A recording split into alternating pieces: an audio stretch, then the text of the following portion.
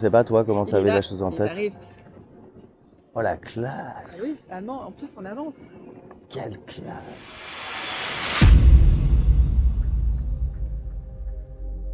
Man hat kein Alter, wenn man lebendig ist, sage ich immer, in die Kathedrale der Lebenslust und der Lebensfreude und des Tanzes. Und wir huldigen diesem Gott des Vergnügens. Ja, Halleluja.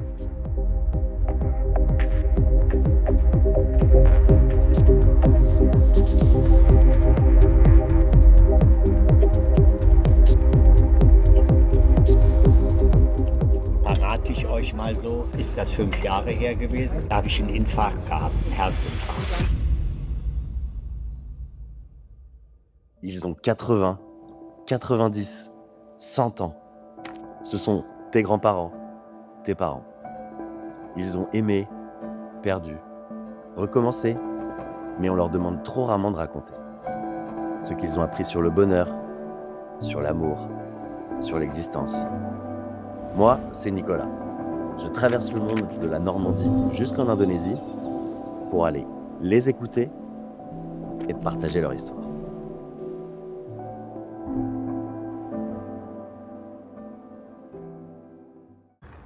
Salut les petits fofos. Bon bah là je marche vers peut-être ma plus grosse interview du voyage et la seule qui est prévue avec Gunther Krabenhoft.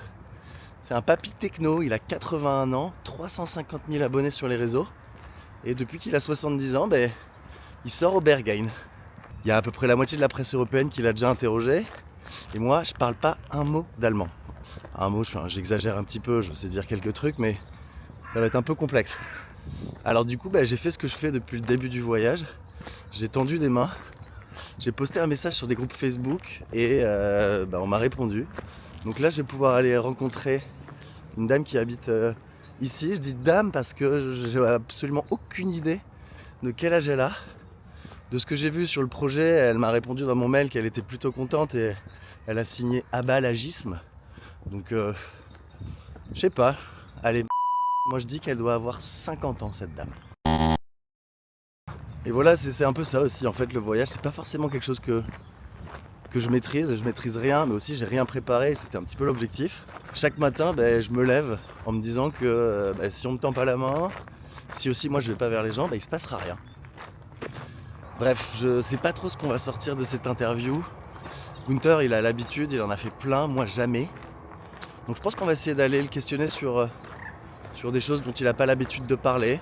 Et puis ce qui est assez rigolo, c'est qu'il a fait son coming out à 32 ans. J'ai 32 ans. Bon, j'ai pas prévu de changer d'équipe, mais voilà, c'est un moment charnière. Je pars sur ce voyage. Lui aussi, il a tout quitté, donc vraiment hâte de pouvoir partager tout ça. Allez, c'est parti. Hallo Gunther. Du bist Niklas. Ja, ich bin Nicolas. Ja. Nice to Hi. meet you. Nice to meet you. Kein Bergen Ich war heute? am Sonntag da, letzte Woche. Und dann habe ich gedacht, ob das vom Berghain kommt. Und am Montag war ich krank.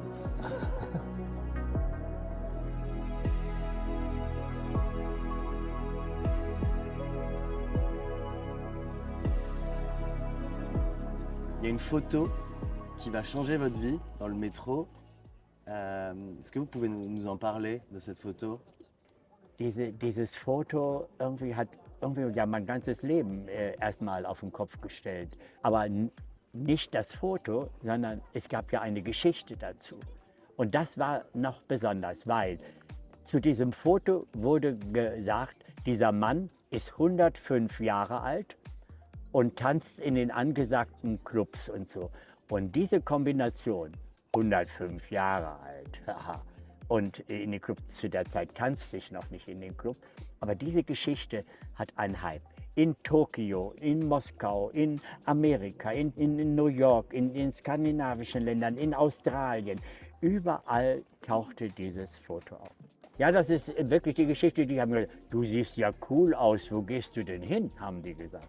Ja, und dann habe ich gesagt, ich bin verabredet mit Freunden. Und dann haben die gesagt, wir gehen jetzt ins Berghain, willst du nicht mit? Und dann ist das passiert, ja. Incroyable. Et qu'est-ce que la danse, ça vous a appris? Also diese Art der Tanzen Techno irgendwie war für mich absolute Freiheit. Es gab keine vorgefertigten Schritte wie bei anderen Tanzsachen. Ich konnte das, was ich fühle, irgendwie auch in Bewegung umsetzen. Und das hat wirklich war wie Therapie irgendwie. À quoi vous pensez quand vous dansez? Ich denke nicht, ich gebe mich dem hin, sondern dann fühle ich nur und gebe mich dem hin. Das Einzige, was noch ist, dass ich nonverbal irgendwie Blicke austausche, dass ich Kontakt zu anderen aufnehme mit einem Lächeln und das funktioniert wunderbar. Aber wahrscheinlich auch, weil sie denken, die jungen Leute, hey, der Alte hier, der hat das gleiche Mindset wie wir und deshalb spielt das keine Rolle. Et du coup, vous pensez ces jeunes qui vont vous voir en boîte de nuit, qu'est-ce qu'ils viennent chercher chez vous quand ils viennent vous parler? Naja, das berührt mich immer jedes Mal, weil ich wahrscheinlich ein Bild vom Alter abgebe, was sie so noch nicht kennen irgendwie. Dann tanzt dieser Ältere da, der nicht komisch ist, sondern einer, der irgendwie genau das Gleiche wie sie fühlt, anscheinend, denken sie wahrscheinlich, aber das haben sie mir ja auch gesagt, sie brauchen gar keine Angst mehr haben vorm Alter, weil man noch Party machen kann mit 80 und Spaß daran haben. Ja, man muss nicht jetzt schon alles tun, sondern man kann diese Lust mit durchs Leben nehmen. Ja, das hat kein Verfalldatum.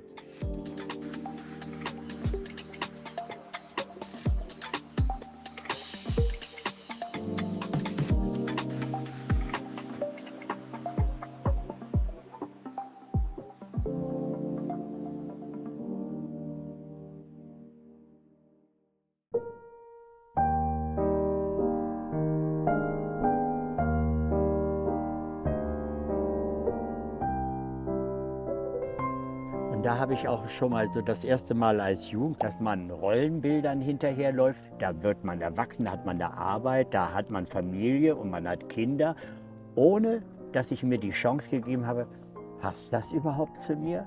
Sondern man hat das übernommen. Einfach so, weil die Gesellschaft, dieser kleine Kosmos, irgendwie gesagt hat, so ist das. Man hat das nicht hinterfragt. Ist das meins? Später erst. À 32 ans, tu as complètement changé de vie.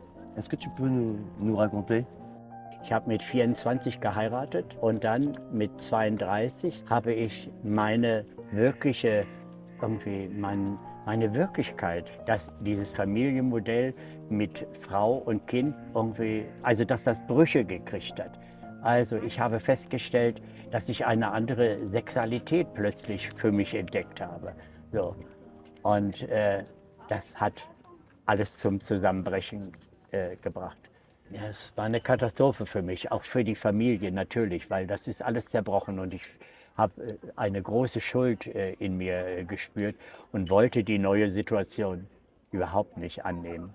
Tu t'es rendu compte que tu aimais les garçons pendant que tu étais marié et que tu avais eu une fille. Also ich habe nie dieses Gefühl in mir gehabt, bis zu dem Zeitpunkt. Da ist eine Situation passiert, wo ich irgendwie, ja, in die ich hineingegangen bin, irgendwie, ohne zu wissen, was da eigentlich letztendlich für Dinge in Gang gesetzt werden. Ich habe mal später dann auch meine Frau gefragt, ob sie irgendwie an mir eine Veränderung erlebt hat in diesen Jahren unserer Ehe oder irgendwie für sie die Sexualität erfüllend war mit mir oder ich wollte wissen, ist da etwas passiert, was ich nicht irgendwie, also was ich selber nicht wahrgenommen habe oder verdrängt habe oder weiß ich was. Aber ihr fiel auch nichts davon ein und wir waren wild und war wirklich, ich konnte mir überhaupt keinen Reim draus machen, dass das plötzlich so ein Gefühlschaos wurde. Donc c'est presque plus la personne que le sexe au final.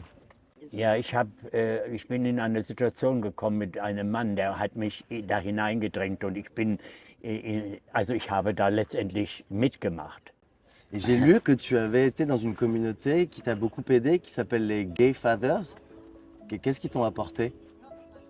Ja, das war in Berlin eine Gruppe, die entstanden ist zwei Menschen, die ich kennengelernt habe, die auch schwule Väter, das war schwule Vätergruppe, eine Neugründung, weil ich damals habe gedacht, ich bin alleine. Mich gibt es nur einmal mit diesen Problematik. Aber das war falsch, sondern es gab ganz viele Menschen, ganz viele Männer, die in den unterschiedlichen irgendwie Konstellationen irgendwie ihr Schwulsein entdeckt haben. Und wir haben das dann mit einer Gruppe aus Bremen, irgendwie so deutschlandweit sind diese Gruppen entstanden von schwulen Vätern, die das thematisiert haben, diese Schwierigkeiten mit den Trennungen und mit den Kindern und weiß ich, was das war. Und sich selbst zu akzeptieren. Ja.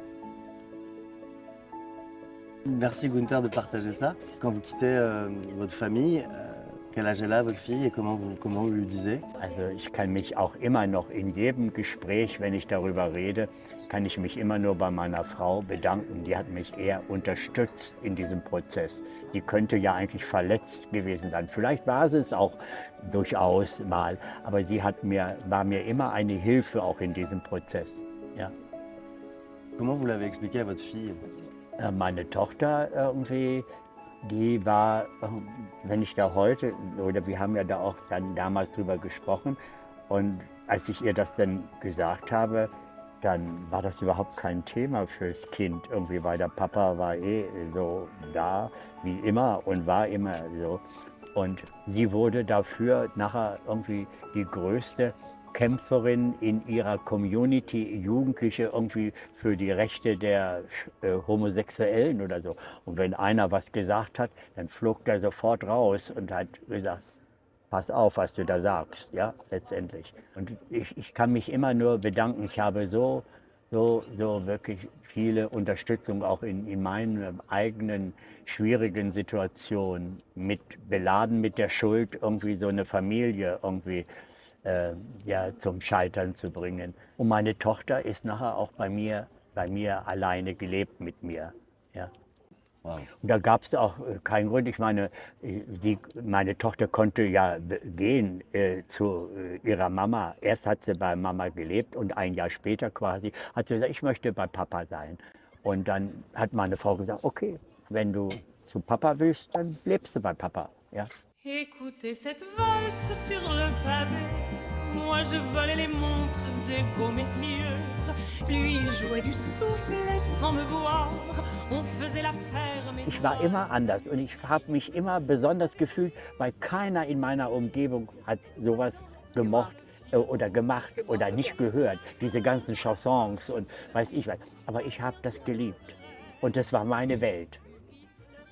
Es ist wie Musik für mich, die französische Sprache. Ihr kennt diese Geschichte nicht, weil als ich auf dem Dorf war und also so 15, 16 war, ich war total frankophil. Ich habe kein Wort verstanden in Französisch, aber ich habe François Hardy geliebt. Ich habe wie Jacques Brel, ich habe Juliette Gréco und es waren für mich Helden.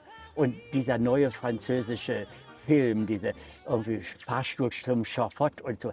Ich war in einer Welt, ich wollte Existenzialist sein. Ich habe Goulas geraucht, habe im Café gesessen und habe schwarzen Kaffee getrunken, habe einen schwarzen Pullover gehabt, schwarze Sachen und wollte Frankreich. Es war irgendwie so. Edith Piaf und es waren für mich Helden meiner Kindheit. Ich habe nichts verstanden, nichts.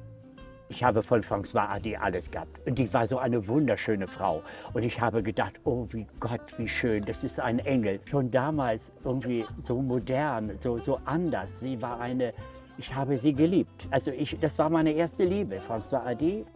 Aber keiner, den ich kannte, hatte das Gleiche. Ich fühlte mich so privilegiert, ich fühlte mich so auserwählt. Also vor 2 Jahren war es dann soweit. Und es war irgendwie unglaublich schön.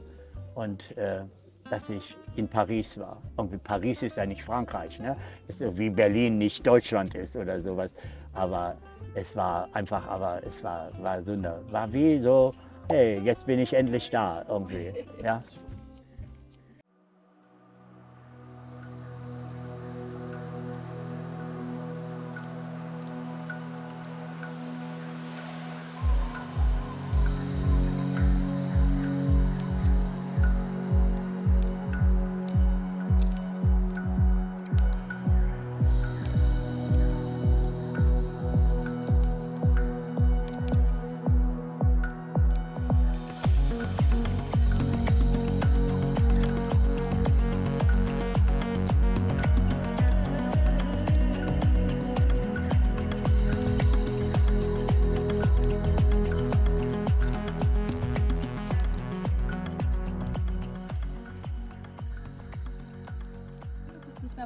Tage zu sein? Doch, Ja, doch, das doch, ist es ist möglich. Aber dann muss die Bestellung meine Kollegin für Sie aufgeben. Okay, Verstehen okay. Sie? Dann Also wenn, Entschuldigung, mal bitte. nein.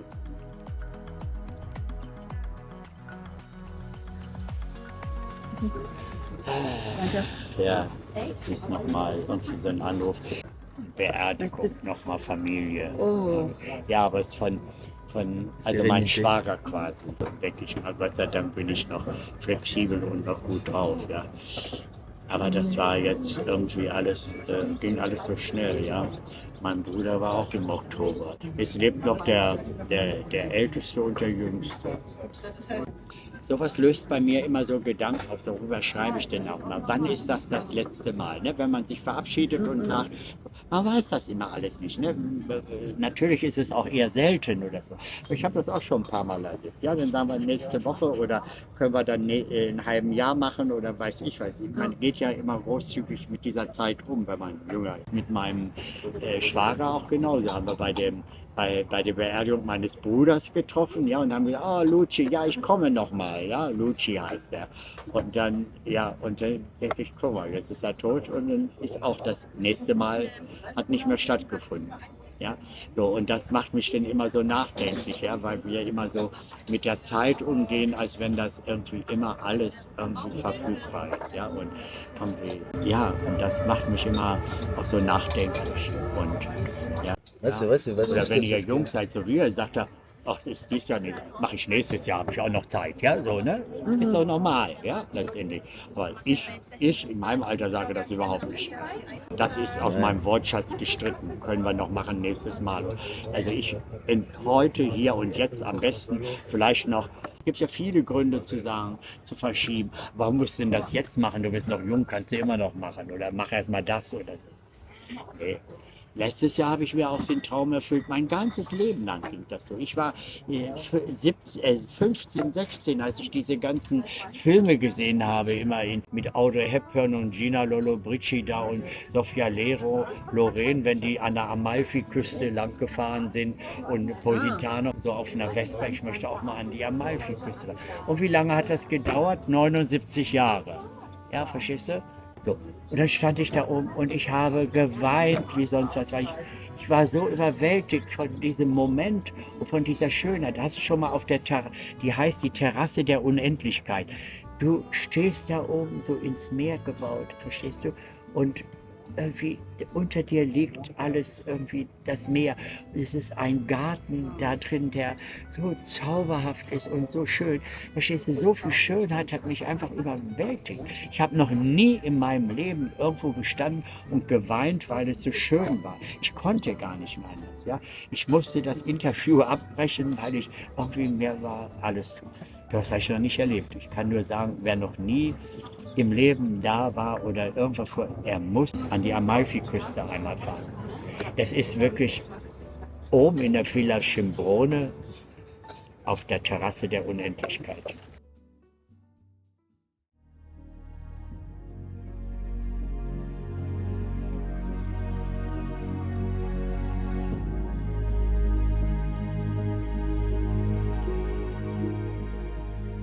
Das frage ich mich aber auch immer selber, wo ich manchmal die Kraft hernehme und die Energie hernehme, die ich heute habe, wo ich doch aus Jahren komme, die sehr schwer waren. Also ich meine, ich war mit 16, hatte ich 2 Selbstmordversuche gemacht. Verstehst du, wo ich für mich keinen Sinn mehr im Leben gefunden habe, wo ich gedacht habe, ich kann nicht mehr leben, ich habe keinen Platz auf dieser Welt. Und wenn ich das mich heute immer auch noch so frage und denke, was hat dich eigentlich dazu immer angehalten, weiterzumachen und irgendwie, ja, also die Welt anders zu sehen und heute zu sagen, boah, Gott sei Dank ist mir das nicht gelungen, dieses aus der Welt rauszugehen. Was hat mich da angetrieben? Und darüber bin ich sehr dankbar. Aber diese Frage kann ich eigentlich auch nicht wirklich beantworten. Es ist einfach nur irgendwie, mir sind Menschen nachher begegnet, die mir vieles gezeigt haben und die an mich geglaubt haben, wo ich nicht an mich geglaubt habe. Und das finde ich toll, dass ich weitergemacht habe im Leben und dass ich heute hier sitze als alter Mann und denke, wie wunderbar und schön ist die Welt und was für tolle Menschen hat sie. Und die mir immer begegnet sind, diese Menschen. Und da frage ich mich auch, warum? Warum sind die alle zu mir gekommen, die ich früher irgendwie nie getroffen oder nie gesehen oder erkannt habe? Das ist wirklich für mich auch ein großes Wunder. Dann sage ich immer, wer hat mir die geschickt? Warum ist das so? Ich glaube manchmal, ich hätte eine Botschaft irgendwie, von wem auch immer, für die Welt. Ich weiß es nicht. Weißt du, und weißt du, was auch woraus sich das Glück, mein Glück so speist? Irgendwie, was ich jetzt so immer empfinde. Und das können die meisten nicht verstehen. Es speist sich auch daraus aus dem Wissen meiner Endlichkeit. Verstehst du, dass irgendwann das Leben Schluss ist. Aber weil ich das weiß, ist es so ganz klar für mich, das, was ich noch habe, das möchte ich mit Freude leben und möchte ich mit Dankbarkeit und Lust am Leben leben. Deshalb nicht so, oh, ich werde ja jetzt irgendwie, ich habe ja nicht mehr so lange zu leben und die Zeit ist ja so kurz oder so. Nein, ich möchte wirklich irgendwie mit Freude auf das letzte Stück des Lebens schauen. Ja? Und daraus speist sich auch das Glück. Ja? Und der Tod war für mich auch als junger Mensch immer irgendwie etwas, wo ich mich mit auseinandergesetzt habe. Komischerweise, als ich jung war, habe ich meinen Trost und meinen Raum immer gesucht auf Friedhöfen, auch als 10-jähriges Kind. Ich bin auf Friedhöfen gegangen und habe dort irgendwie mich, also richtig gefühlt. Und man sieht das auch. Und später, wenn ich jetzt auf mein Leben gucke, das ist ja, ich habe ein Grab schon mit 6 Leuten, mit Freunden. Und ich sage, das ist immer eine Urnen-WG. Ja? Eine WG mit Toten. Ja? Und das ist so schön zu wissen, dass die Menschen, die ganz nah im Leben bei mir sind, nachher mit mir da auch liegen. Verrate ich euch mal so, ist das 5 Jahre her gewesen, jetzt am 5. März, da habe ich einen Infarkt gehabt, einen Herzinfarkt. Aber so ein ganz stiller, den ich nicht gemerkt habe. Ich bin nachts aufgewacht und habe gedacht, kennt jeder, was habe ich denn gegessen? Das sitzt hier so ein bisschen noch, ne, wo du denkst, oh, habe ich einen Kamillentee mir gekocht und habe gesessen und habe gedacht. Und dann hat nur eine Freundin dann irgendwie gegen 10 gesagt, geh doch mal zum Arzt hin, besser oder so. Ich habe nichts gemerkt, nur dieses Gefühl so ein bisschen. Und dann hat er einen Test gemacht und hat festgestellt, es war ein Infarkt, Sie müssen sofort ins Krankenhaus. Da habe ich gesagt, was? Dann habe ich gesagt, okay, dann gehe ich mal nach Hause und hole eine Tasche. Sagt er, nee, Sie gehen gleich hier. Der hat gleich geguckt und bin sofort rangekommen und sagte, wir müssen operieren. Und dann hat er mit mir gesprochen, wir gehen jetzt hier über die Leiste und hier irgendwie so rüber zum Herzen und Sie kriegen Stents eingesetzt. Ach, habe ich gesagt. Und sag ich, wenn Sie diese Dinger da einbauen, dann machen Sie richtig gute Sachen rein. Die müssen fürs Berghain tauglich sein, habe ich gesagt. Damit ich auch wirklich weiterhin wild tanzen können. Da haben wir noch so gelacht und haben gesagt, okay, ich vertraue Ihnen, machen Sie das jetzt anständig. Und tschüss, habe ich gesagt.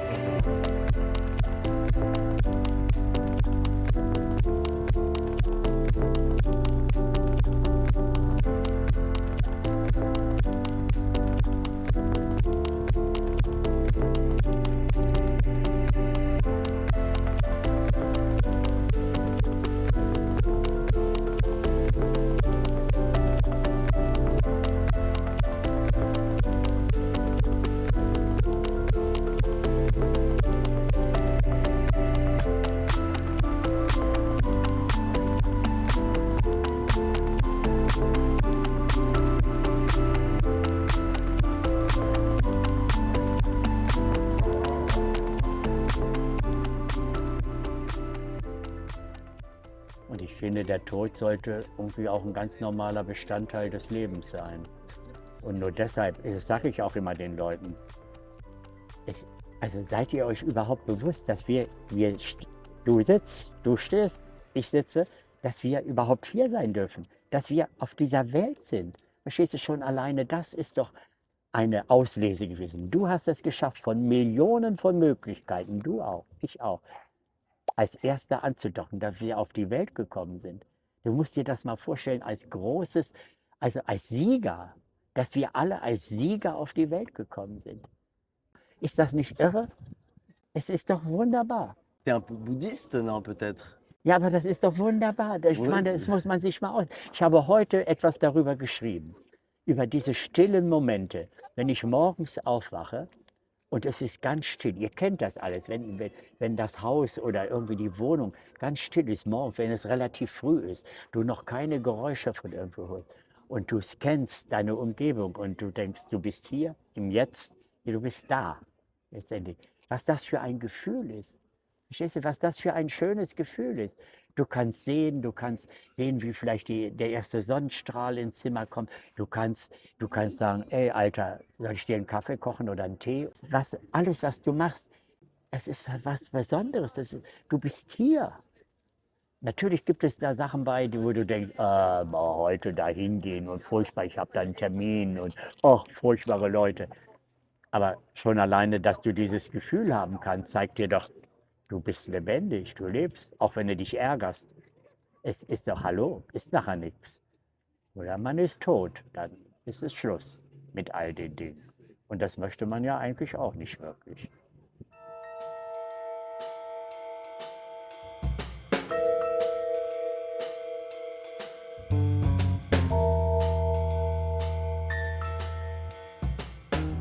Maintenant que tu as un âge un peu avancé, qu'est-ce que tu dirais à toi de 25 ou de 32 ans avec le recul? Ich würde ihm heute wirklich sagen, wenn ich diesen 20-Jährigen sehe, der noch immer so ein bisschen gezögert hat und ängstlich war, ich würde einfach heute sagen, hey, sei mutig. Weil Mut, das ist meine Erfahrung, wird meistens belohnt. Mutig sein wird meistens belohnt. Das würde ich dem 20-jährigen Günther sagen. Trau dich. Ich zweifle lieber. Ich bin immer ein Mensch, der zweifelt. Und die Leute haben das Zweifeln verlernt. Das können die Leute nicht mehr. Die meinen, so ist das und nicht anders. Ich bin gut belesen, ich weiß das und nein, das, was du erzählst, Blödsinn, lass es sein. Und dann denke ich, was ist für eine Diskussion, was ist für ein Austausch? Ach, erzähl mal, was du denkst. Das ist ja interessant. Ich möchte den anderen verstehen. Ich möchte ihm zuhören. Und das haben die Leute, können sie nicht mehr. Jeder hat, bevor der den Satz zu Ende geredet hat, seine Antwort, hat der andere schon die Antwort und redet weiter. Der hört ihm nicht zu. Nein. Also wie viel Ängste ich in meinem Leben gehabt habe, wo so gut wie nichts von eingetroffen oder niemals so schlimm geworden ist, wie ich mir das immer manchmal vorgestellt habe. Und dann denke ich, wie viel Kraft ich behalten hätte für das wirkliche Leben, wenn ich nicht schon so stark manchmal in Ängsten gelebt hätte, ja. Okay. Was vielleicht auch die Jugend, die sagt, ach, das ist ganz schön, morgen sind wir tot, morgen geht die Welt unter. Und es ist alles so, die ist schon 10-mal untergegangen in meinem Leben, die Welt, ja, letztendlich. Und es ist nicht wirklich passiert. Jetzt sage ich, man kann darüber reden, über ein Problem.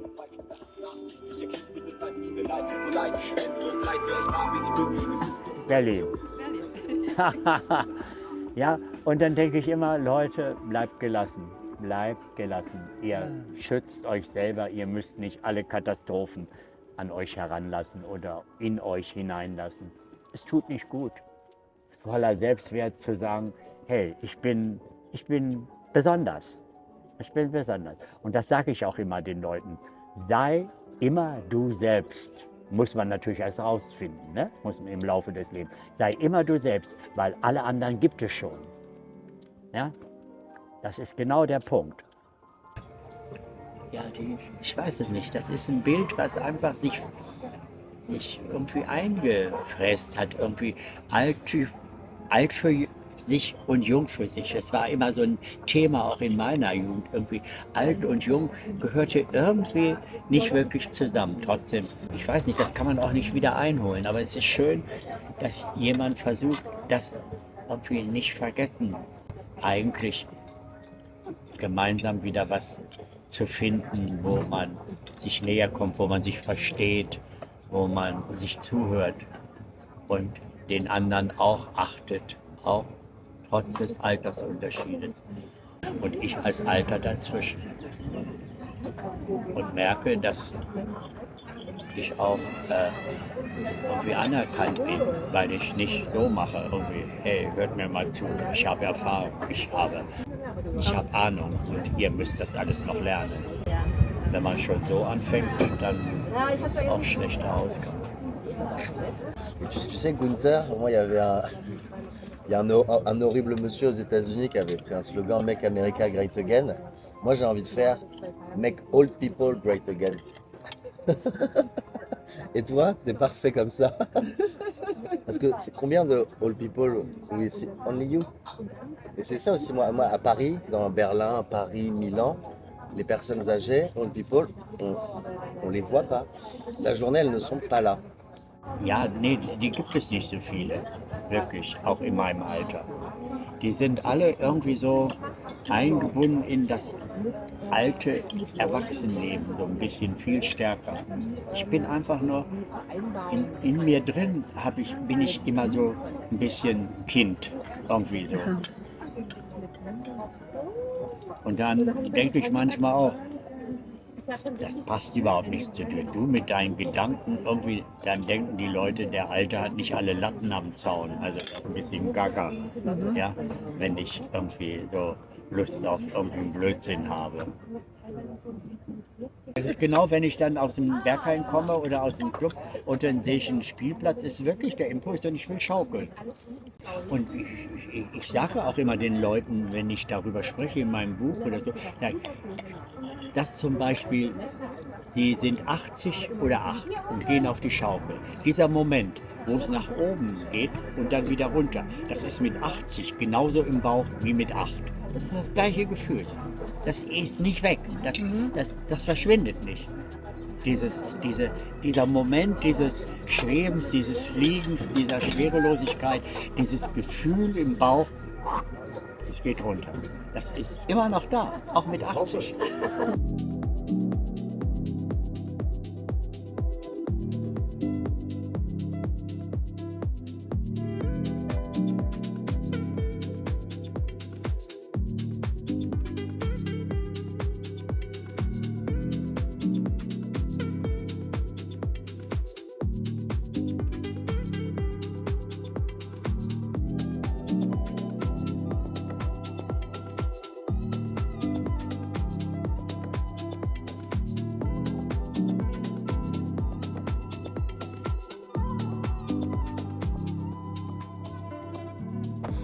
Waouh, ok, bon bah là je viens de quitter Gunther.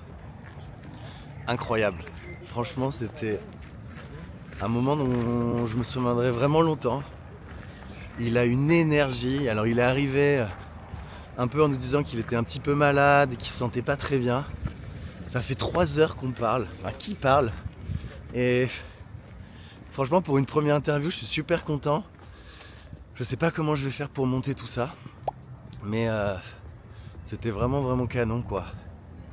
Et je pense qu'il y a pas mal de leçons qu'on peut retenir. C'est quelqu'un qui en fait, il fait pas vraiment beaucoup d'activités sportives, mais il est jeune, ça se voit, il est jeune dans la tête. Et je pense que c'est ça en fait le secret de la jeunesse aujourd'hui. C'est dans la tête, c'est de vivre comme un jeune, c'est de dire oui, c'est de tenter, c'est d'oser. Et... waouh, enfin je suis un peu sur le cul. Il était adorable. Il a 400 000 abonnés, ce monsieur, il m'a rien demandé, je lui ai juste payé un café. Et il a une énergie qui est vraiment communicative et qui valide ce projet de réunir un peu les vieux et les jeunes et les moins jeunes pour le bien de tous en fait. C'est vraiment cool. La prochaine fois que je viens à Berlin, Berghain, ok? Berghain, ok. Nächste. Marathon. Oh, Marathon, mais c'est un peu les deux, Ok. Marathon et Berghain. Ja. Allez, tschüss! Ciao.